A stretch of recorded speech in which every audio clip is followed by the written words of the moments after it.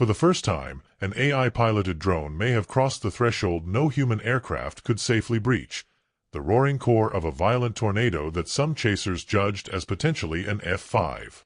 What it transmitted back in real time, pressure plunges, extreme wind shear, and startling temperature signatures, left researchers divided between awe and caution. Tonight, we separate spectacle from science and ask a hard question.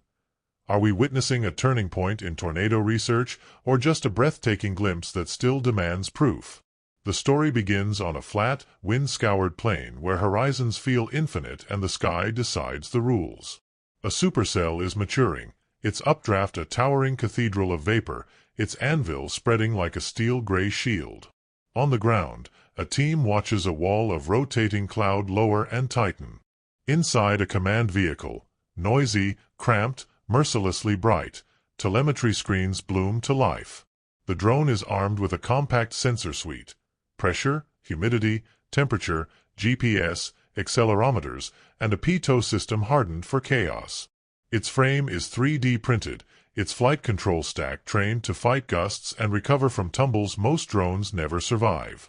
And on top of the code, a layer of machine learning, fine-tuned to read the air in millisecond rhythms and keep the craft flying when turbulence stops feeling like air at all. None of this guarantees survival. Tornadoes are more than wind. They are gradients, microvortices, invisible knives. But if the drone can get in, stay coherent for even 30 seconds, and talk to the world while it's there, the payoff could be transformative. A snapshot of the heart of the tornado from ground level to the ceiling of safe flight. The launch is almost uneventful. Almost. The drone rides a pocket of relative calm, then meets a boundary, a faint line in the air where density and momentum disagree. The AI corrects, dips, accelerates, and corrects again. On the horizon, the funnel sharpens, its skirt of debris spreading over dry grass like smoke from a low fire. In the distance, a mobile radar team tracks the rotation. It doesn't tell you everything, but it tells you where the storm is breathing hardest. The path looks clear. The window is small. There is a moment, every chaser knows it, when the storm stops looking like weather and starts looking like a machine. The inflow streamers rip, the base lowers another notch, and the funnel's waist cinches tight like a figure skater pulling in their arms. When it does, the ground rush begins. Grass tears. Dust flashes upward. The drone's camera catches a slate-colored cylinder that is not perfectly straight, because no tornado is. It wobbles, it precesses, it hides its own logic behind turbulent layers. The operator gives the AI its corridor: left margin, right margin, altitude hard cap, battery floor. The machine makes a choice. The first thing that hits is not wind, but pressure. On the console, the reading steps down. Half a millibar 1, 2, then falls in a curve that's too steep to be ambient. The temperature ticks lower by a margin that looks small to the eye yet means the world to fluid dynamics. Gusts spike, then lull, then spike again, the pattern of embedded swirls that ride the main vortex like fish darting beside a whale. The drone climbs without climbing. The ground falls away as an updraft takes hold, then stabilizes, chattering through micro-adjustments faster than a human thumb could ever manage. Inside the vehicle, nobody speaks. They watch the numbers. Gravity feels optional. What matters in these seconds is not drama but context. Meteorologists have long known that the enhanced Fujita scale is built on damage, not instruments. You can stand beside a tornado with a wind gauge reading that would terrify a jet pilot, and without the forensic trail of destruction, no EF rating is official. And yet, patterns are patterns. Pressure drops that happen that fast, sustained winds that push beyond the typical for lower-end tornadoes, vertical motion signatures that suggest a conveyor belt reaching hundreds of meters up. All of it paints a picture. Are we seeing an F5? Or a violent tornado beneath that top tier, flirting with the threshold? The drone can't answer that alone. But it can tell us what the air was doing, and that, finally, can be measured. The telemetry keeps talking. The GPS marks an entry path that schemes the inflow, crosses a turbulent sheath, and grazes the inner core.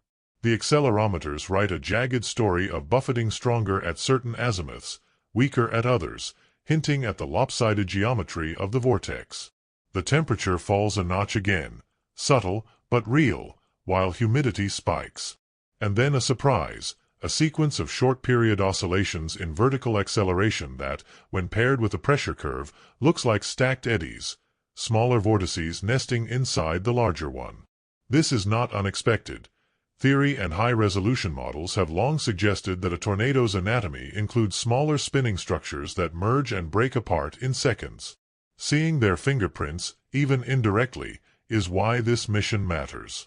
Then, as quickly as entry came, survival becomes the only objective.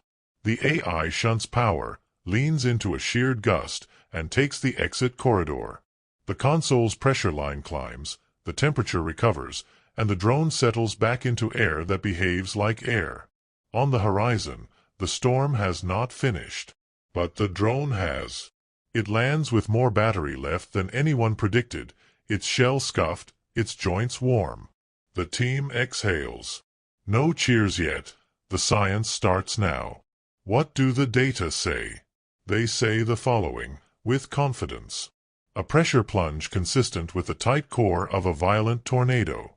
Wind fields that strain the upper envelope of what lower-end tornadoes exhibit, paired with bursts that match embedded microvortices. Vertical motion strong enough to lift a small aircraft rapidly without loss of control. Thermal signatures that speak to the storm's internal exchange of air masses. A GPS-tracked path that confirms proximity to the core, not just a dance around its skin. These are not headlines, they are clues. But there is a reason sober scientists hesitate to shout. The EF rating is anchored in observed damage, engineered, repeatable, defensible. To call anything F5 in the field without that chain of evidence is to skip steps. That is why, even with drone footage that shows a narrow, intense funnel and debris streaming like a comet's tail, even with radar beams painting a rotation that makes you sit up straighter, even with sensors that whisper, "This was different," the verdict stays careful. Likely violent. Possibly at the top. Not official. Not yet. Beyond the label, the impact is undeniable. For decades, the toughest gap in tornado research has been the shallowest layer. The first 100 meters above ground, the no-man's land where radar schemes overhead and manned aircraft cannot go. Cars can sample it at the edges, but you need to be in the loop to understand the loop. That is the promise of drones, small, expendable, precise, and, with the right control logic, stubborn in the face of chaos. Marry them to rapid scan radar, add mobile mesonettes on the ground, triangulate with multiple drones at staggered heights, and a living 3D map becomes possible. Not a model's dream, not a stitched-together guess, but a snapshot of a tornado's engine while it is running. Think about what that means for warnings. If real-time drone data can tell forecasters that a storm's near-surface rotation is tightening faster than the radar suggests, you gain minutes. If those same readings show a downdraft cutting off fuel to the vortex, you can refine polygons and get people out of shelters sooner. If we can capture how terrain, tree lines, small hills, roughness changes, modulates the inflow and strengthens or weakens the vortex, we can rethink where communities spend their resilience budget. Stronger anchors here, different roof standards there. Preparedness stops being generic and starts being local. Of course, there is a cost to flying machines into danger. You will lose airframes. You will tempt the edges of regulation and safety. You will argue over autonomy. How much machine decision-making is too much, how to build fail-safes that keep drones from becoming hazards when they break. But the alternative, accepting that the most violent wind on land will remain half-measured at the surface, is hard to defend if technology can answer it. There is another layer to this story, and it is cultural. For years, the chase community and the research community have been overlapping circles, distinct in purpose, united by fascination. The emergence of drones has brought those circles closer. Fieldcraft matters, picking not just a storm, but a side of a storm, reading not just radar, but sky, knowing when to go and when to stop. Science matters, instrument calibration, data integrity, error bars that don't lie. When both cultures meet in the field, and both respect the other's discipline, this is what you can get. A handful of seconds of data that can reshape a decade of assumptions. So, did an AI-piloted drone enter a live F5 tornado? The strict answer is the one responsible researchers must give. The drone entered a violent tornado that some experienced observers judged as potentially F5, but official EF ratings rest on damage surveys, not instrument readings.